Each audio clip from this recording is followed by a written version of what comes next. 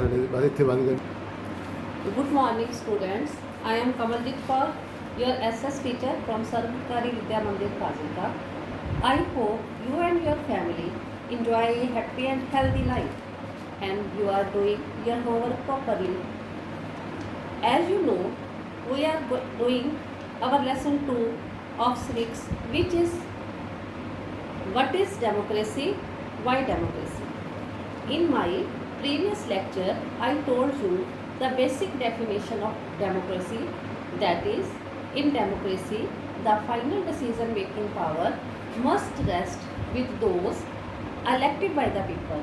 Means लोकतंत्र में जो फाइनल डिसीजन लेने की पावर है वो इलेक्टेड लोगों के मतलब निर्वाचित हुए लोगों के हाथों में होनी चाहिए, ना कि जो नॉमिनेटेड हो, जैसे कि हमने पाकिस्तान के एग्जाम्पल में देखा था. In Pakistan government is controlled by the army. That is why there is no true democracy in Pakistan. Today we are going to discuss next feature of democracy. Lesson हमारा वही है, lesson 2 of civics, what is democracy, why democracy.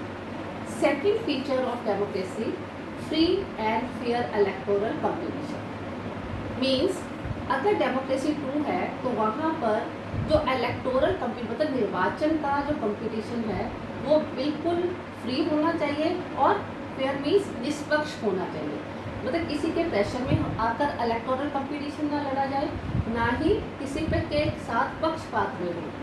यहाँ पर अब हम example लेंगे China का. China में मैंने स्टेप वाइज सारा लिख दिया है, वहाँ पर इलेक्शन प्रोसीजर कैसा होता है. In China election takes place after every 5 years. हर 5 साल के बाद वहाँ पर इलेक्शंस होते हैं. After the election country parliament elected. वहाँ जैसे हमारे देश में हमारी पार्लियामेंट लोकसभा की इलेक्शन होती है, like that in China China की पार्लियामेंट इलेक्ट होती है. The name of the parliament is National People's Congress. National People's Congress. ये जो National People's Congress means parliament of China, in it 3000 people are elected. इसके लिए 3000 लोग जो हैं वो इलेक्ट होते हैं. But the problem is there, some members of the parliament elected by army. It is wrong, ये नहीं होना चाहिए था. आर्मी को इलेक्शन में कोई उसमें इंटरफेरेंस नहीं होना चाहिए आर्मी का.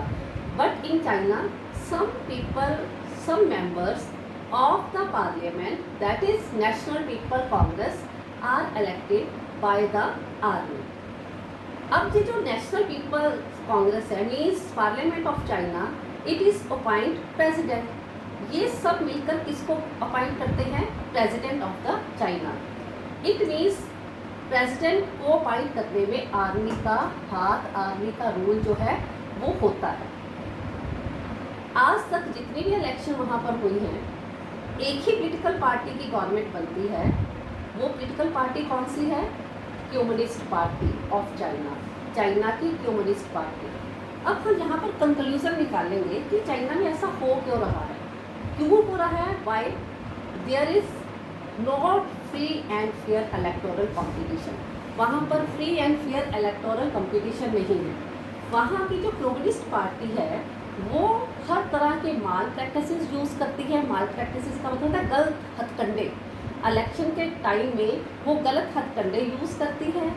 वहाँ पर जो मतलब जो लोग हैं, जहाँ मालूम हमने कोई पॉलिटिकल पार्टी अपनी बनानी है, if want to organise our political party, सबसे पहले हमें क्या करना पड़ेगा, कम्युनिस्ट पार्टी से परमिशन लेनी पड़ेगी. If we registered our name in the party, Communist Party, then we have right to contest election.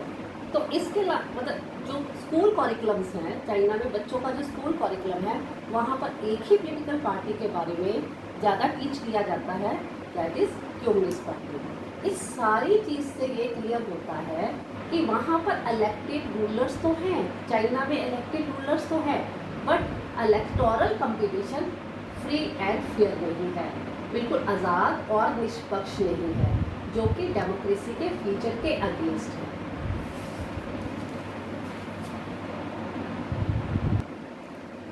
Students, Now we take second example, which is from Mexico. Mexico जो country है, it got independence in 1930 में ये आज़ाद हुआ। तब से लेकर आज तक वहाँ पर आफ्टर एवरी फाइव ईयर्स जो इलेक्शन है वो कंटेस्ट होते हैं। किसके लिए होते हैं? For the post of president के लिए मेक्सिको में आफ्टर एवरी 6 ईयर्स जो इलेक्शन वो कंटेस्ट होते हैं। लेकिन अब प्रॉब्लम थी यहाँ पर, जैसे चाइना में प्रॉब्लम आई वहाँ पर भी प्रॉब्लम थी। चाइना में तो एक ही पोलिटिकल पार्टी थी, दैट वाज कम्युनिस्ट पार्टी। लेकिन मेक्सिको में समाजवादी पार्टीज और थी जो इलेक्शन कंटेस्ट कर सकती थी। लेकिन हमेशा वहाँ पर इलेक्शन जो है वो वन कर पड़ता है, कौन जीतता है? PRI। Full form of PRI मतलब इंस्टीट्यूशनल रेवोल्यूशनरी पार्टी। आप सरप्राइज हो गए स्टूडेंट्स कि एब्रीविएशन तो PRI है, तो P से स्टार्ट होना चाहिए। वहाँ पर मान लो सब कुछ ही गड़बड़ है ऐसी कंट्रीज़ में, तो जो एब्रीविएशन है वो भी उल्टा है। PRI means institutional revolutionary party. तो जो हर 6 साल बाद इलेक्शन होते हैं फॉर द प्रेसिडेंट, लेकिन कौन सी पार्टी विन करती है? PRI, institutional revolutionary party. अब ये जो पार्टी है PRI, वहाँ पर हर तरह के फ्रॉड, हर तरह की माल प्रैक्टिसेस जो है वो यूज़ करती है। क्या क्या करती है? मान लो अगर कोई गवर्नमेंट ऑफिसर है या गवर्नमेंट एम्प्लॉई है, ही और she must be A member of the PRI। उसको PRI का मेंबर होना जरूरी है। Second, if parents attend the parents teacher meeting, जैसे आपके पेरेंट्स भी स्कूल में आते हैं PTA अटेंड करने के लिए, लेकिन वहाँ के पेरेंट्स को फोर्स किया जाता है you should vote for the PRI।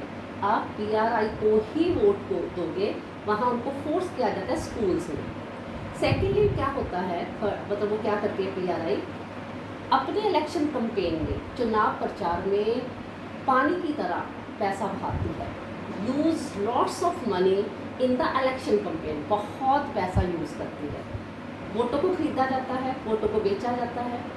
Next वो क्या करती है, जो PRI है, वो वहाँ के लोगों को, मेक्सिको के लोगों को on the day of voting के दिन तक ये नहीं पता होता कि उनके इलेक्शन बूथ्स कहाँ पर हैं, उन्होंने अपनी वोट कहाँ कास्ट करने जानी है। Time to time on the spot वो इलेक्शन बूथ्स जो हैं वो ट्रांसफ़र कर देते हैं। तो हमने 2 एग्जाम्पल स्टूडेंट्स पढ़े, one from the China and second one from the Mexico. दोनों में ही इलेक्शन हेल्ड हो रही हैं, इलेक्टोरल कंपटीशन हो रहा है, जो कि सेकेंड फीचर है डेमोक्रेसी का। लेकिन सिर्फ इलेक्शन कंटेस्ट कर देना और सही इलेक्शन होना 2 डिफरेंट चीज़ है। चाइना में पीपल्स के पास कोई और अल्टरनेटिव नहीं है, उनको मजबूरी में, ज़बरदस्ती, by force, by pressurising they go to vote for the Communist party.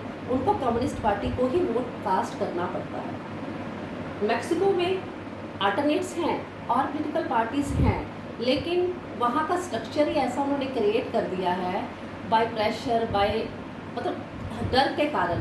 जो मेक्सिको के लोग हैं वो किसको करते हैं वोट? PRI को।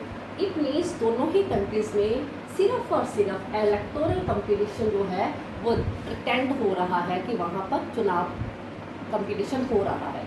अगर अब हम इन दोनों कंट्रीज़ का अपने इंडिया के साथ कंपैरिजन करते हैं, तो इंडिया में free and fair electoral competition है। आपकी बुक में इंडिया का एग्जांपल नहीं है, लेकिन अगर हम इसको कंपेयर करेंगे तो आप इजीली समझ जाओगे। देखो, इंडिया में मल्टी पार्टी सिस्टम है, सिर्फ एक ही पार्टी नहीं है। जब भी कंपटीशन होता है, इलेक्टोरल कंपटीशन होता है, there are so many political parties which contest election. आपको भी पता है main political parties, you know the name of the main political parties, Congress party, BJP होगी, Samajwadi party, Communist Party for India, Congress. ये मैं centre की parties का नाम ले रही हूँ। इस तरह के रीजनल पॉलिटिकल पार्टीज़ भी हैं जो एक स्टेट में इलेक्शन लड़ते हैं। तो लोगों के पास पूरा अल्टरनेट है, वोटर्स के पास, इंडियंस के पास। वो अगर उनको कांग्रेस पसंद नहीं, BJP को वोट दे देगी। BJP वो लाइक नहीं करते, they go to the another political party.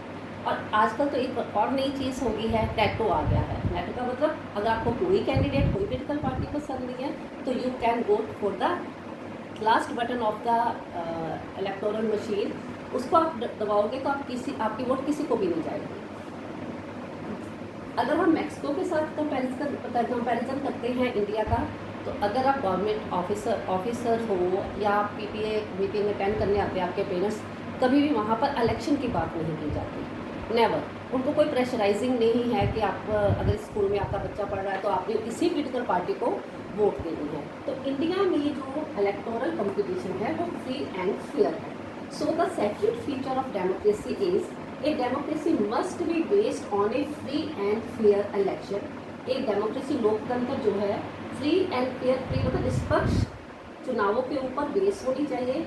Where those currently in power, यहाँ पर जो एट प्रेजेंट पावर में है, सत्ता में है, have a fair chance to losing. वो उनको डर रहे, 5 साल वो डरे कि अगर हमने गलत काम किया, माल प्रैक्टिसेस किए, फ्रॉड किए, वेलफेयर स्कीम्स नहीं लगाई, नहीं चलाई, nothing do for the weaker section of the society, तो उनका चांस हो जाएगा, वो लूज़ कर जाएंगे नेक्स्ट इलेक्शन में। तो एक मीन्स सेकेंड फीचर क्लियर हो गया होगा शायद आपको, free and fair electoral competition must in the democracy. तो स्टूडेंट्स, ये जो मैंने आपको जो एक सेकंड फीचर कराया, ये आपके आज जितनी मैं वीडियोस आपको भेजूंगी, it is including in your book page number 27 to 29, और मैं क्वेश्चन भी PDF भेजूंगी साथ में। तो आप इन पेजेस को पढ़कर आपको इन जो क्वेश्चन मैं भेजूंगी, you try to write on your notebook, fair notebook, not rough notebook. After completing this chapter, we will discuss the question answers also. Okay.